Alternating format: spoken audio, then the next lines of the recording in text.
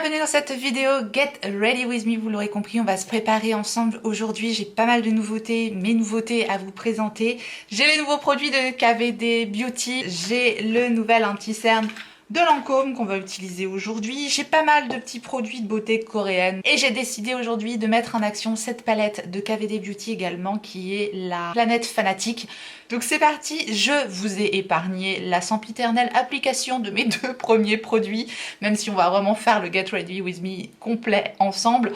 Voilà, c'est toujours pareil, je prépare ma peau avec mes soins bien sûr, mais aussi un petit coup de la Face Mist de BH Cosmetics, qui est tout simplement en français un spray hydratant, un spray rafraîchissant, et le petit BK0, ce produit transparent qui nourrit bien les lèvres, qui prépare bien les lèvres à recevoir le maquillage. Et je passerai rapidement sur les choses dont je vous ai déjà parlé. On va commencer dans un premier temps par la base, puisque la base, c'est la base. Et je vais donc appliquer la Heartless Glow Base de Emish. Emish, c'est donc une marque de beauté coréenne. Dans cette base, il y a un SPF 50 et c'est donc une base hydratante qui donne un effet lumineux à la peau. Vous retrouverez bien sûr tous les produits que je vais utiliser aujourd'hui dans la barre d'infos, donc si vous voulez plus amples informations, n'hésitez pas à les consulter, la barre d'infos est là pour ça. Voilà la texture de cette base, je l'applique donc sur tout mon visage. C'est une base ultra douce, très agréable à appliquer. On sent tout de suite que ça a un effet hydratant. Il y a une très légère odeur, très douce, un peu parfumée, mais c'est vraiment pas gênant. C'est très léger et c'est très agréable à appliquer sur le visage. J'aime beaucoup l'effet lumineux aussi que laisse la base sur le visage. Voilà, c'est vraiment une lumière naturelle, c'est pas boule à facettes. C'est pas une base qui va flouter les pores à l'application, c'est pas ce qu'elle promet. Malgré que ce soit une base avec un SPF 50, je trouve qu'elle laisse pas de film blanc sur la peau et elle est pas difficile à appliquer. Je vais maintenant appliquer rapidement mon fond de teint. J'ai pas de nouveau fond de teint à vous présenter. C'est le Stay Naked Hydromaniac de Urban Decay. Je vous ai déjà parlé de ce produit maintes et maintes fois, je dirais. Donc je vais l'appliquer rapidement hors caméra avec l'éponge de Friera qui est très bien. Et on se retrouve tout de suite après. Voilà, pour information, je l'ai en teinte 30 Light. C'est un produit qui est très hydratant comme son nom l'indique. Bon, là j'ai en plus une base lumineuse juste en dessous, mais je trouve que ça fait vraiment un teint lumineux du coup. C'est un petit peu riche quand même comme texture, donc attention pour les peaux grasses. En tout cas ce produit là sur ma peau, voilà, il fonctionne très bien. J'ai une peau plutôt mixte, normale à tendance légèrement grasse au niveau de la zone T. J'aime la couvrance de ce produit, c'est une couvrance relativement légère. Encore une fois, moi j'ai la main assez légère sur les produits. J'aime qu'on voit encore tout simplement ma peau en transparence. L'anti-cerne que je vais utiliser aujourd'hui, c'est le Teint Idol Ultra Wear All Over Concealer de la marque Lancôme. Je l'ai en teinte 0,95 ivoire ou 0,06 beige ocre avec un embout mousse en forme d'amande comme ceci. Je peux vous dire que cet anti-cerne est fantastique. Je l'applique comme j'applique d'habitude mon anti-cerne. Voilà, au niveau du sillon, je prends l'éponge et je l'estompe. Je peux d'ores et déjà vous dire que cet anti-cerne est un coup de cœur. C'est une merveille. J'adore l'effet de cet anti-cerne. Je l'applique également au niveau de ma paupière, histoire d'unifier tout ça. Et voilà le travail. Je pense que l'image parle d'elle-même. C'est un anti-cerne très beau. Il est très fin, il s'estompe merveilleusement bien, il se fond complètement dans le teint, il a une très belle couvrance, d'un anti-cerne parfait. Je trouve que celui-ci, en tout cas pour un contour de l'œil déshydraté et relativement marqué, j'ai pas mal de ridules au niveau de mon contour des yeux, et bien il est très joli. Et fatalement de là vous ne voyez quasiment rien, donc approchez-vous, n'ayez pas peur. Voilà le rendu de l'anti-cerne. Bon, encore une fois, je n'en mets pas énormément, on voit encore mon cerne en transparence, mais il est modulable, donc on peut en ajouter un peu pour avoir une couvrance plus importante. En tout cas, je pense que on voit bien la différence avant. Après, je vais en ajouter un tout petit peu au niveau du sillon qui est noir ici. J'aime beaucoup le rendu qu'il a sur mon contour de l'œil. Donc je fais le deuxième côté. Il a vraiment une texture très fluide, rien à voir avec l'anti-cerne Anastasia Beverly Hills qui lui je trouve va apporter une couvrance plus importante dès la première application, mais il est plus épais et il en faut vraiment une toute petite quantité de cet anti-cerne là, tandis que celui-là, voilà, il est très fluide, très fin, donc on peut y aller un peu plus généreusement, mais je trouve le résultat très beau, très naturel et très confortable. Il est adopté. Je poudre toujours mes anti-cernes ayant des ridules assez marquées au niveau du contour des yeux. J'aime fixer mon anti-cerne pour être sûre qu'il ne bouge pas tout simplement. Donc je poudre rapidement avec mon quad de By Terry, les poudres à l'acide hyaluronique comme je fais d'habitude et je vous retrouve après. Avec cette poudre, je suis sûre de mon coup. Avec ce combo, c'est ultra naturel. En fait, on ne voit absolument pas que je porte un anti-cerne et ça, c'est ce que je préfère dans le make-up. Et j'ai clairement meilleure mine qu'en début de vidéo. Voilà, c'est vraiment le genre de résultat que j'aime obtenir. On continue maintenant avec la poudre et je vais utiliser la poudre Finish Powder de McQueen New York. Donc encore une marque de beauté coréenne. Cette fois-ci, donc c'est une poudre compacte avec une petite houppette. Donc une poudre de finition avec des légers sous-tons rosés. On va pas utiliser la mini houppette. Il y a un petit miroir également. Le packaging est quand même un petit peu travaillé. J'utilise un gros pinceau poudre de la marque Freyara. C'est le F17. C'est vraiment une poudre ultra fine. Je vais l'appliquer sur la moitié de mon visage pour que vous puissiez voir le résultat de cette poudre sur le teint. Voilà, j'ai poudré la moitié de mon visage. Je pense que vous pourrez remarquer ici, je n'ai plus aucun pore apparent. La poudre est très lissante. C'est vraiment une poudre très fine, ultra belle, imperceptible, mais alors totalement imperceptible sur le teint. Encore vraiment tout ce que j'aime.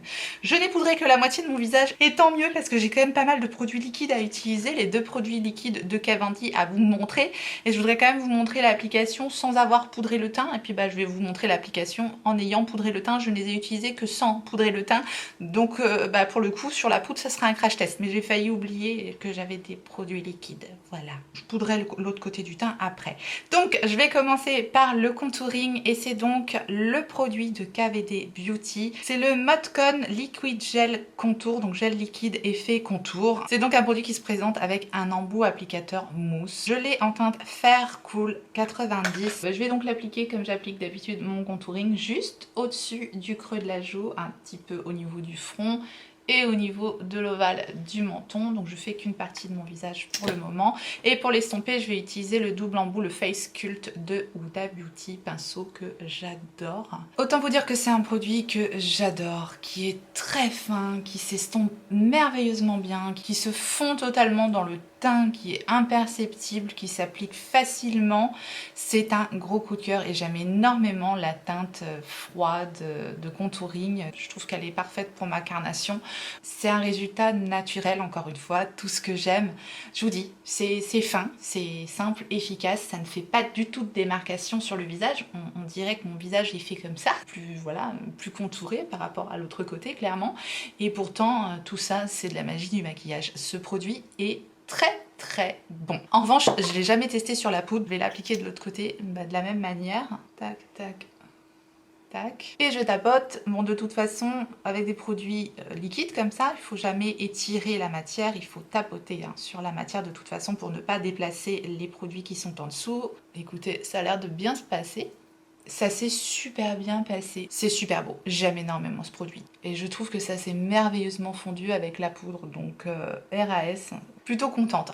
Je vous montre maintenant le blush. C'est le Liquid Gel Blush de la même gamme Modcon de KVD Beauty. C'est donc un blush qui se présente avec un petit embout comme ceci. C'est un tube tout simplement. La teinte que j'ai ici, c'est la teinte Growlita numéro 10. Donc j'applique un petit peu de produit sur ma main. Ensuite je vais prendre un petit côté propre de mon éponge et je vais tout simplement tapoter ça là où je mets le blush d'habitude.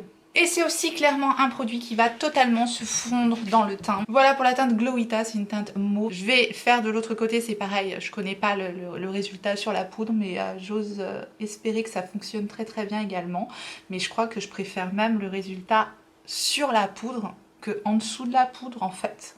C'est vraiment ultra simple à utiliser, c'est joliment pigmenté. J'aime beaucoup cette teinte, un petit peu mauve comme ça pour l'hiver, j'aime bien ce genre de teinte. Pendant qu'on y est avec les produits crème, j'applique très rapidement du highlighter. Je vais prendre le highlighter de Rare Beauty que je vous ai déjà montré, c'est la teinte Mesmerize et on se retrouve juste après. Voilà, cet highlighter liquide est clairement un des plus jolis highlighters que j'ai dans ma collection avec ceux de Charlotte Tilbury. Certainement, je l'aime énormément cet highlighter-ci. J'en ai profité pour finir de poudrer mon teint avec la petite poudre de McQueen New York. Et j'en ai profité également pour faire mes sourcils avec le produit à sourcils d'Huda Beauty dont je vous ai déjà parlé. C'est ce produit Bon Brow Full and Fluffy que j'ai en teinte Black Brown. Si jamais vous avez la même teinte de sourcils que moi, avec ce goupillon extrêmement fin. Voilà, je vous fais un petit update sur ce produit-là, avant de vous donner mes conclusions finales en fin de mois. Plus j'utilise, plus je vous dis, ce goupillon très très fin, c'est pas ce qui me convient le mieux, parce que j'ai quand même les sourcils assez épais, et du coup, ce petit goupillon, il attrape pas assez bien mes sourcils, je trouve, pour bien les mettre en place. Donc bon, c'est pas ce que je préfère, mais de toute façon, je vous donne toujours mes conclusions finales dans mes tops et flops du mois, donc n'hésitez pas à vous abonner pour pas rater mes vidéos et activer votre clochette au passage. Je reste avec un teint complètement réalisé avec des produits liquides. Ce sont des produits qui tiennent parfaitement bien une fois que c'est poudré, voilà, ça bouge plus. Je trouve ça ultra naturel, c'est très très beau. Perso, j'aime beaucoup ces produits là. On va donc continuer avec les yeux et je vais donc utiliser la palette Planète Fanatique de KVD Beauty. Elle se présente comme ceci. Alors le packaging effectivement avec les étoiles de recyclage dessus, c'est vraiment pas folichon, c'est pas ce que je préfère clairement dans la palette. À l'intérieur nous avons donc 14 fards dont 7 fards mat. La palette est parfaitement équilibrée. Voilà les swatchs de la palette. J'ai été conquise par la beauté des lumineux dans cette palette. Et en plus, l'univers de la palette, je trouve, est pas banal. On a un petit côté froid avec des teintes un peu grises, un petit peu mauve, un petit peu rosé, et un côté un peu chaud avec des teintes dorées, cuivré, marronné, brique. Voilà, c'est vraiment une palette que j'avais envie de mettre à l'honneur aujourd'hui parce que j'ai énormément hésité à acheter cette palette-ci et vous avez été tellement nombreux à me dire prends-la rien que pour les lumineux et vous aviez tellement raison. Je pense qu'elle mérite qu'on la mette sur le devant de la scène cette palette-ci parce que franchement elle a quelque chose que mes autres palettes n'ont pas. Je mets rapidement ma petite base à paupières dont je vous ai déjà parlé, c'est la base à paupières de Rare Beauty. Je l'applique rapidement. Il n'y a pas de miroir hein, dans cette palette-là puisqu'elle est entièrement recyclable. On nous indique aussi qu'on peut utiliser les fards lumineux secs ou mouillés, mais bon ça c'est comme la plupart des palettes, n'est-ce pas? Comme j'ai pas de beige dans cette palette, je vais juste rapidement appliquer un petit peu de mon fard qui est dans ma palette by Mario, juste histoire de poudrer mon arcade sourcilière. On va faire quelque chose de très simple parce que j'ai pas énormément de temps devant moi de toute façon. Je vais utiliser ici la teinte Strata avec un pinceau Blending 210 de Fenty Beauty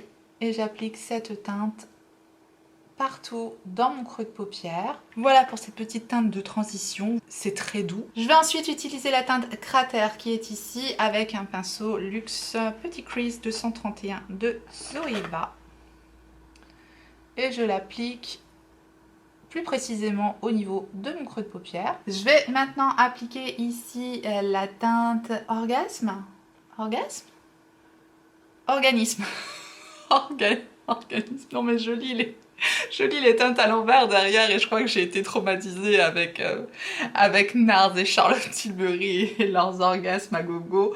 Bref voilà, j'applique cette teinte-ci sur toute ma paupière mobile. Ça fait partie des teintes magnifiques de la palette. J'espère que vous allez voir la beauté de ce fard. Donc au doigt de ce côté-ci. Et je prends le même fard avec un pinceau plat, c'est le 305 de Linda Alberg. Je vais juste mouiller le pinceau pour vous montrer de ce côté-ci le résultat avec un pinceau mouillé. Je trouve que ça a encore un peu plus d'impact. J'ajoute un petit peu de la teinte Biomasse ici, toujours avec mon doigt. Et je vais prendre l'autre côté de mon pinceau de ce côté-ci. On a un très joli topper ici que je vais vous montrer en action. Je vais l'appliquer un petit peu au centre de ma paupière. Je sais pas si vous allez voir, mais en fait ça change vraiment la lumière au niveau du centre de la paupière. Je trouve que c'est une palette très douce en fait, qui est très simple à utiliser. Ça fait des maquillages, je trouve qu'il y a une originalité, mais ça reste des maquillages très faciles à porter. Donc j'aime beaucoup cette palette pour ça. Je prends un 237 de Jessup et je rajoute cette même teinte au niveau de mon coin interne. Vous voyez la lumière des fards quoi, c'est super joli. Même chose au niveau de l'arcade sourcilière. Je rapplique la teinte cratère au niveau de mon ras de cils inférieur. Je garde le même pinceau, le 231 de Zoeva. Je vais prendre le crayon double embout de Charlotte Tilbury. C'est ces crayons que j'adore, dont je vous parle tout le temps. C'est le High Color Magic Liner Duo. Ici, c'est le Mesmerizing Maroon que je vais utiliser. Je vais donc utiliser la teinte mat pour faire un ras de cils supérieur. Bon, d'abord, je vais le tailler. Ce que je vous dis, le mangeur de crayon qui vient la nuit a encore frappé. Je fais mon ras de cils supérieur, muqueuse supérieure, muqueuse inférieure, ras de cils inférieur. Bref, je fais vraiment tout le tour de mon œil avec cette teinte. Je vais estomper mes lignes avec le Just Wing It de Beauty Bay. Bien, voilà pour le maquillage des yeux. Donc c'est une palette facile à utiliser avec de très jolis fards lumineux. Certes, ça me plaît, mais attention, je suis là pour vous montrer les produits en action, mais aussi pour vous mettre en garde. Je pense que c'est une palette qui va pas plaire à tout le monde. Il n'y a pas de teinte très foncé. Dans cette palette, on fait des choses assez légères. Je vous dis, si vous êtes vraiment très fan de fards crémeux, lumineux, pailletés, vous allez aimer cette palette-là. Mais effectivement, à mon sens, il manquerait peut-être un fard un peu plus foncé pour donner un peu plus d'impact au maquillage. Voilà, quand c'est comme ça, moi je viens de prendre un crayon un peu plus foncé et je travaille mon ras de cils. Mais c'est ce qui me manque dans cette palette-ci. Et voilà, effectivement, les fards mat sont pas transcendants de pigmentation dans cette palette-ci non plus. Donc clairement, elle va pas plaire à tout le monde. Je pense que c'est vraiment une palette qui va être destinée aux personnes qui aiment les choses assez douces, lumineuses et faciles à porter au quotidien, tout simplement. Voilà ma petite conclusion pour le moment sur cette palette-ci, mais de toute façon, je reviendrai sur cette palette en fin de mois, comme je fais d'habitude. Je vais appliquer maintenant un nouveau mascara, et là, c'est un crash test parce que je l'ai pas encore testé, ce mascara. Donc pour le moment, j'ai pas d'avis dessus. On va le crash tester ensemble, et c'est le mascara Caution Extreme Lash Mascara d'Hourglass. C'est un format voyage. C'est une petite brosse conique avec des poils assez courts. On va voir ce que ça donne. Voilà l'effet avec une couche. Je dirais waouh, j'aime beaucoup. Bon, mes cils de toute façon ont considérablement poussé grâce au sérum Grande Lash là dont je vous ai parlé. Je vous en reparlerai encore. Mais franchement, mes cils ont bien poussé, donc c'est vrai que j'ai beaucoup plus de plaisir à mettre des mascaras maintenant. Mais là, je dois dire qu'après une couche, j'aime beaucoup le résultat. Donc je vais finir ça, je vais mettre 2 couches et on se retrouve tout de suite après. Voilà le résultat avec 2 couches de mascara. De toute façon, je vous dis, je ne reconnais pas mes cils. Alors je sais pas si c'est le mascara ou le sérum, mais je pense que c'est les deux. Le résultat est vraiment très joli. J'aime beaucoup, j'ai l'impression d'avoir des cils démultipliés, joli volume, belle longueur. Ça recourbe aussi légèrement mes cils.